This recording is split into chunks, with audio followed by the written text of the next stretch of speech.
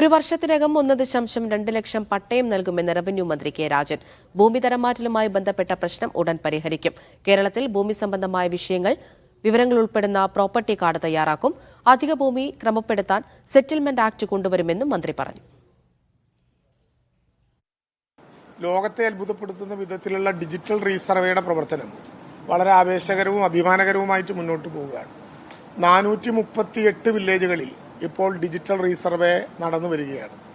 അന്തിമമായ ലക്ഷ്യം 2026 ജനുവരിയിൽ കേരളത്തിലൊരു property card കൊണ്ടുവരിക എന്നുള്ളതാണ്. ഭൂമിയും ഭൂമിയിലെ അതിനകത്ത് നിൽക്കുന്ന എല്ലാതിൻ്റെയും വിശദാംശങ്ങൾ ഒറ്റ കാർഡിൽ നമുക്ക് ലഭിക്കാൻ കഴിയുന്ന വിധത്തിൽ ഒരു പ്രോപ്പർട്ടി കാർഡ് എന്ന ആശയം കേരളത്തിന്റെ മുമ്പാകെ വയ്ക്കാൻ ഗവൺമെന്റ് ഇപ്പോൾ ആലോചിക്കുന്നുണ്ട്.